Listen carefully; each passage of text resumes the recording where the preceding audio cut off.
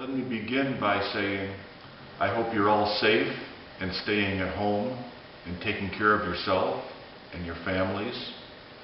I also want you to know I miss you very much, and these days without school and without music have been very hard on me and seem very strange. So my prayers go out to you all, and we will get through this health crisis together, I'm sure.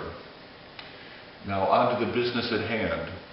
For your first assignment analyzing the Chopin animation and music, I was very impressed with almost all of the responses. In fact, I'll go out and say that I liked them all. There was good things in each of your responses, and there was a lot of thought. So I thank you for that, and I think we're going to continue grading that way for the future. Look for an assignment on Schoology probably tomorrow afternoon that will also be due on Monday. Now, as far as the piece itself, the form is ABA.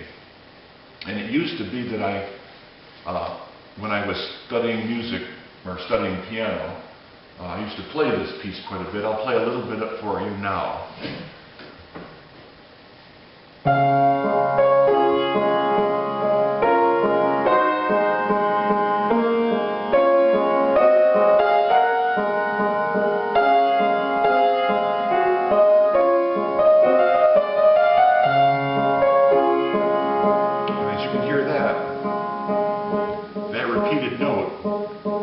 Through the entire piece, from the first note to the last note, and that's the raindrop, and that's why it was nicknamed the raindrop piano prelude. Now, as far as the ABA form, you hear that theme at the beginning and again at the end with a very little coda. In the middle stuff is all this heavy duty, some people call it storm and stress, but notice that the repeated note is still there. There's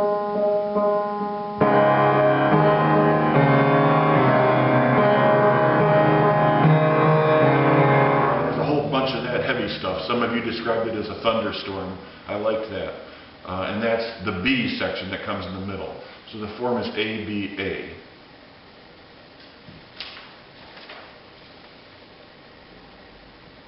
Now, as far as does the music support the animation or vice versa, the animation supports the music. Jackson hit this right on the head. The music came first.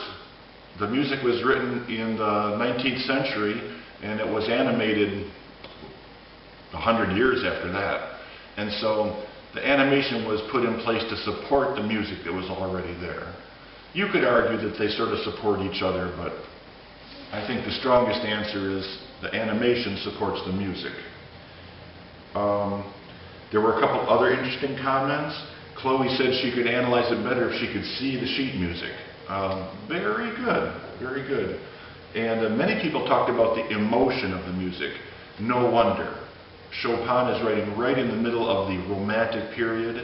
And if you remember from last year's lessons, we have Baroque, which came first, and then Classical. And then the third great period of music was the Romantic period, which was all about emotion.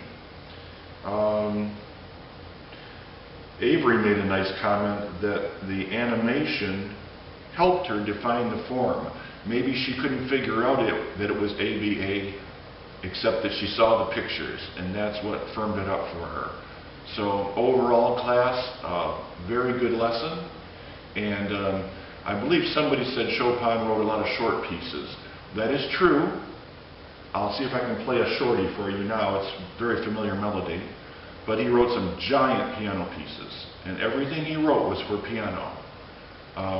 Other classical cats like Mozart and Beethoven, they wrote for all different kinds of orchestras and small groups, but Chopin only piano. I imagine he could have written for other musicians, but he chose not to. And then he had a sweetheart, Georges Sand. This was a woman who was a novelist, but for some reason she went around with an alias of a man's name. And I always thought that was kind of interesting too.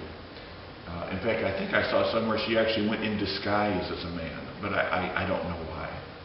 So that's a little bit about Chopin, and I think that tomorrow we're going to have an assignment about perhaps, well, I'll let you know tomorrow. All right? Here is another one of Chopin's piano preludes, very short, and I hope I can play it well.